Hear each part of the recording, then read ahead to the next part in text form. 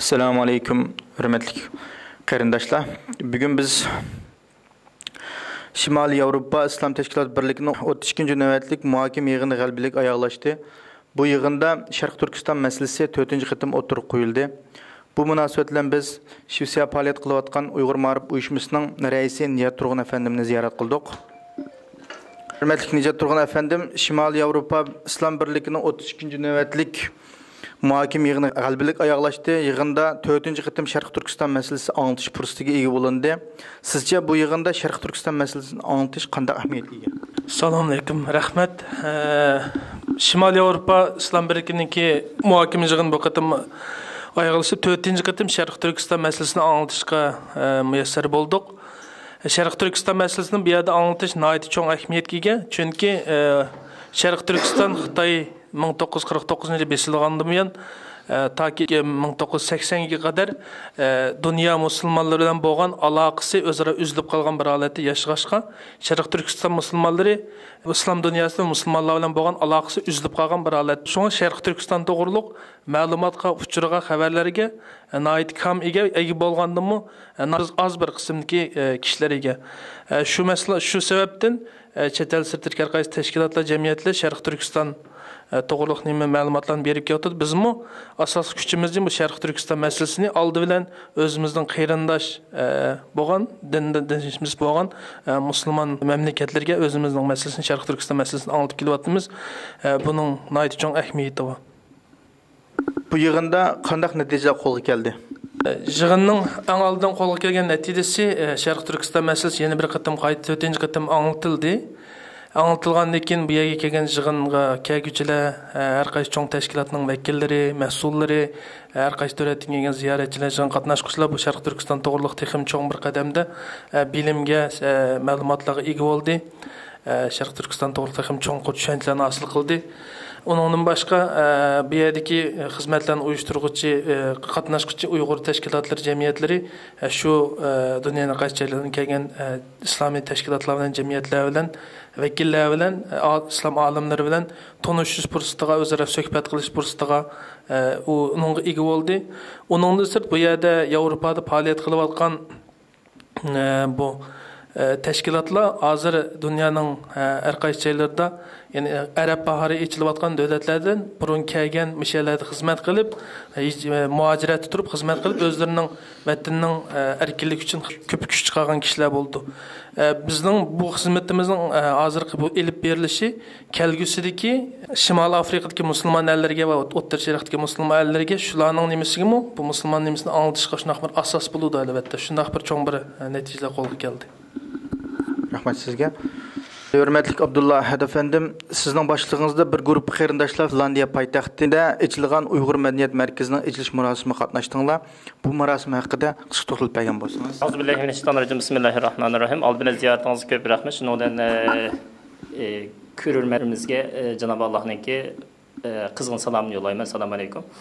Biz 26-yil Shvetsiyada ochilgan Shimoliy Yevropa İslam Cemiyetleri Birliği'nin yığını bütün Avrupa təvəssüd yaşayotgan Uyğur ziyalilarının yığılışı nəticəsində qəlbilik tamamlab 27-ci Finlandiyaya yetib bardıq həmöydən birlikdə. Bir 12-15 nəfər mehman bolduq. Şvetsiyada biz yerə 4 nəfər adam bağlan. Bu Finlandiyada açılgan bu mərkəz bunundan 6 ay ilgili ilingan bolsunmu, ama onunki bir içiliş merkezine kılınmagan iken.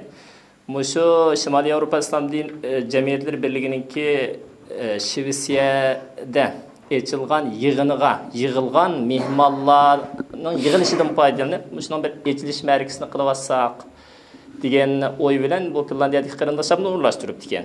Biz o yerga bargandan keyin meningki eng diqqatimni tortgan narsa shu bo'ldiki, Finlandiyadagi bu xalq ham tashkilotlar bir-biriga mos holatda bir urum barpo qildi. Bu urum barpo qilishning ahamiyati bir ko'chma millatningki mavjudligini saqlashdan cho'nqur ahamiyatga ega.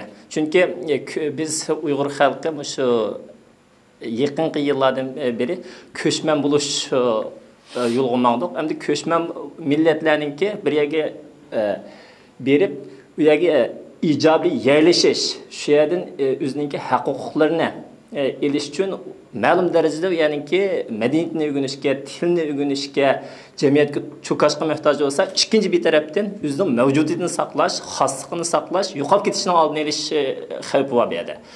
Bu objektiv masalalarni hal qilishda shu o'rin masalasi nihoyatda cho'nqur ahamiyatga ega.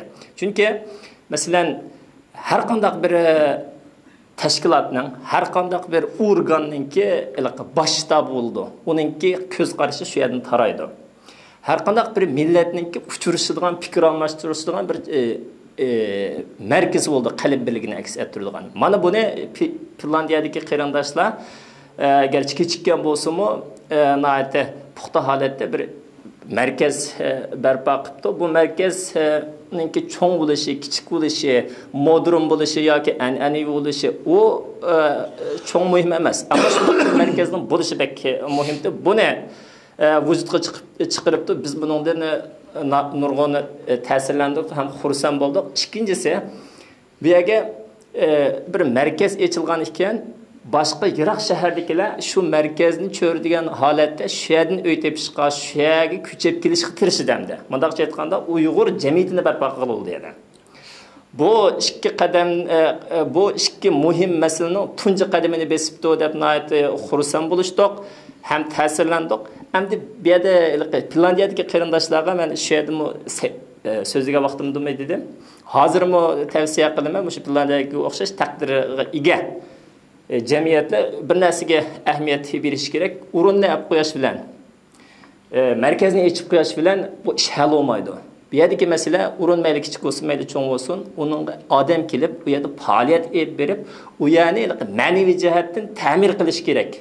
Undan keyin bu o'rin o'zininki ijobiy rolini joriy qiladigan bo'ldi. Ammo bu o'rin quluplanib qolsa, yoki bir rasm o'tadigan yoki shunday bir patisini qilib, markasini qilib qo'yadigan bir tashviqot o'rniga aylanib qolsa bo'lmaydi. Bu tirik holatda xizmat qiladigan, qaro elinadigan, navbatga kelganda maktabning, navbatga kelganda masjidning, navbatga kelganda siyosiy qaror elinadigan o'rinning rolini erish kerak bu ya. Men shu qarindoshlarga shuni tavsiya qilaman. Janobi Alloh shu qarindoshlarimizni shu markazning atrofiga uyushqilni nasib qilsin va shu yerda jonliq faoliyatlarni olib borishni nasib qilsin. Rahmat sizga.